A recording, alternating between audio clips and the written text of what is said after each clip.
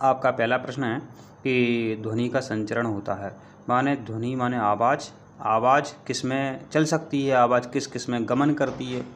तो आपका correct answer है ठोस, द्रव तथा गैसों। तो ठोस में भी, द्रव में भी और गैसों में भी आवाज़ चल सकती है।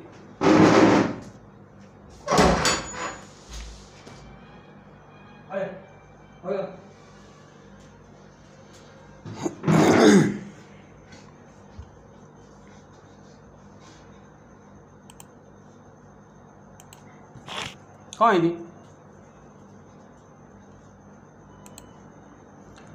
छात्रों आपका प्रश्न है कि ध्वनि का संचरण होता है, माने ध्वनि माने आपकी आवाज़, आप जो बोलते हो या कहीं से भी आवाज़ आ रही हो वो किस किस में चल सकती है। तो बच्चों जो आवाज़ है ठोस में भी चल सकती है, द्रव में भी चल सकती है और गैसों में भी आवाज़ चलती है। इसलिए आपका करेक्ट आंसर क्या है, ठोस, द्रव तथा गैसों में। कॉपी में आपको क्या लिखना पड़ेगा, ठोस, द्रव तथा गैसों में। अगला प्रश्न है कि निम्न में से किसकी वाक् ध्वनि की आवृत्ति न्यूनतम होने की संभावना है। तो जो आवृत्ति किसकी कम होने की संभावना है। अब इसको ऐसे समझो बच्चों, ध्यान देना, जिसकी आवृत्ति कम है उसकी जो आवाज़ है बहुत प्यारी लगती है। जिसकी आवृत्ति कम, अगर आवृत्ति ज़्यादा है उसकी आवाज़ बहुत बेकार लगती है। जैसे मच्छर की आवृत्ति बहुत ज़्यादा है तो उसकी आवाज़ बहुत बेकार लगती है। तो आवाज़ आपको किसकी अच्छी लगती है, छोटी लड़कियों की जो आवाज़ बहुत सुरीली लगती है, प्यारी लगती है, क्योंकि इनकी जो आवृत्ति है न्यूनतम होती है। इनकी वाक् ध्वनि की आवृत्ति न्यूनतम होती है छोटी लड़कियों की, इसलिए इनकी आवाज़ सुरीली लगती है। तो आपका आंसर क्या है, छोटी लड़की की। अब बच्चों आपका जो तीसरा क्वेश्चन है, सितार में ध्वनि उत्पन्न करने के लिए कंपित होता है तने हुए तार। अगर तार तने हुए नहीं हैं बच्चों तो आवाज़ उत्पन्न नहीं होती है। तारों को आपको तानना पड़ता है, ज़्यादा भी मत तानो और ढीला भी मत रखो। तो तने हुए तार में जो है उनमें कंपन होता है। फिर आपका अगला क्वेश्चन है, मानव कानों के लिए श्रव्यता की परास है। तो अपन जो है, इंसान जो है बच्चों 20 हर्ट्ज से लेकर के 20,000 हर्ट्ज तक, हर्ट्ज माने आवृत्ति, तो 20 आवृत्ति से लेकर के 20 हर्ट्ज आवृत्ति से लेकर के 20,000 हर्ट्ज तक अपन सुन सकते हैं। 20 से कम नहीं सुन सकते। 20 से कम कौन सुन लेते हैं, कुत्ते सुन लेते हैं, पक्षी सुन लेते हैं। इसलिए तो वो रात के भौंकते हैं, रोते हैं वो कुत्ते, क्योंकि उनको आवाज़ सुनाई देती है। आपको ऐसे छोटे बच्चे हैं तो उनको आवाज़ सुनाई देती है छोटे बच्चों को, इसलिए रोते हैं। आपको लगा कि क्यों बच्चा क्यों रो रहा है, क्योंकि अपनी जो क्षमता है सुनने की 20 से लेकर के 20,000 है बस। आपका नेक्स्ट क्वेश्चन क्या है, आवृत्ति एन तथा आवर्तकाल कैपिटल टी में क्या संबंध है।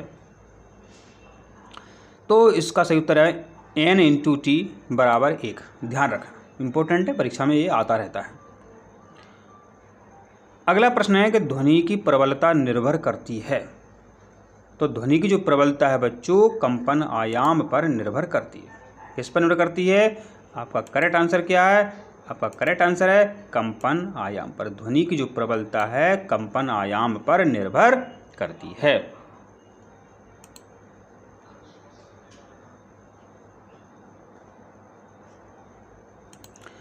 अब बच्चों आपके नेक्स्ट क्वेश्चन जो है वो क्या है, आवृत्ति का मात्रक है। इसको हम आंसर्स को क्या है थोड़ा सा छपा लेते हैं, इससे आप ध्यान रखेंगे, नहीं तो आप फिर याद नहीं रखते हैं। आपका मन कहाँ जाएगा, आंसर्स पर जाएगा।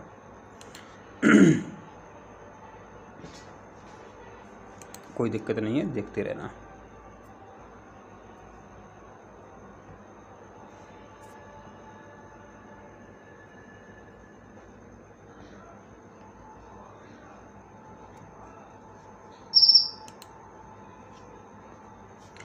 आवृत्ति का मात्रक है।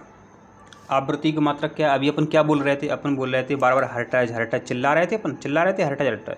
तो कंपनी का वो आवृत्ति का मात्रक है कंपन प्रति सेकंड या हर्ट्ज। उच्च आवृत्ति की ध्वनि का तारत्व होगा, उच्च आवृत्ति की जो ध्वनि है उसका तारत्व जो है बच्चों कम होगा या ज़्यादा होगा, तो क्या है, तो उच्च आवृत्ति की ध्वनि निकल रही है तो उसका जो तारत्व है वो उच्च होता है। उच्च आवृत्ति की ध्वनि का जो तारत्व है वो उच्च होता है, ये आपको यहाँ पर ध्यान रखना है। किसी कंपित वस्तु के प्रति सेकंड होने वाले दोलनों की संख्या को क्या कहते हैं? तो उसको अपन आवृत्ति कहते हैं। माने 1 सेकंड में वो कितनी बार खनक रहा है, बज रहा है 1 सेकंड के अंदर, वो यहाँ लिखा है कंपन प्रति सेकंड। माने प्रति माने 1 सेकंड के अंदर वो कितनी बार कंपन कर रहा है, तो ये लिखा है प्रति सेकंड।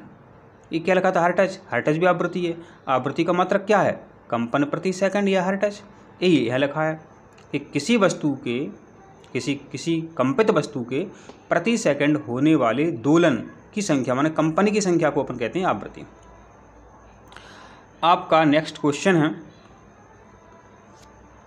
एक दोलक 20 सेकंड में 200 दोलन करता है तो उसकी आवृत्ति कितनी होगी?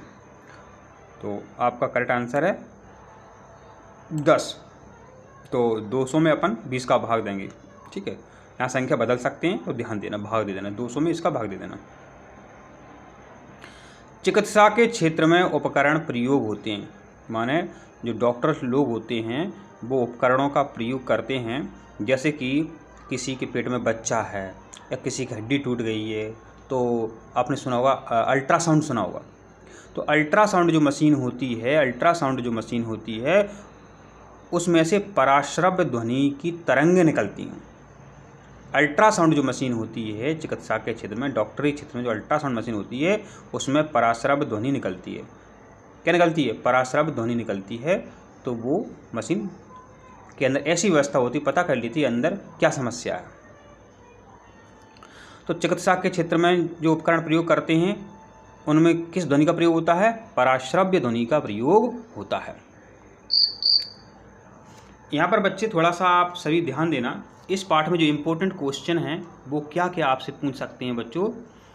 वो आपसे पूछ सकते हैं, देखो आपको बताते हैं इम्पोर्टेंट क्या है इस परीक्षा में।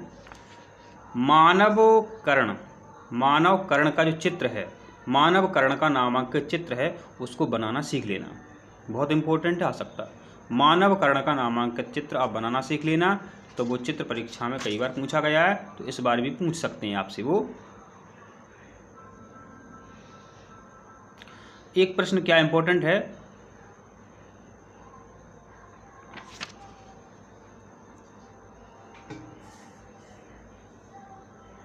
आवृत्ति किसे कहते हैं? वो तो पता ही आपको। प्रति सेकंड कंपन की संख्या आवृत्ति कहलाती है। ठीक, तो मानव कर्ण का नामांकित चित्र बनाना आप सीख लेना।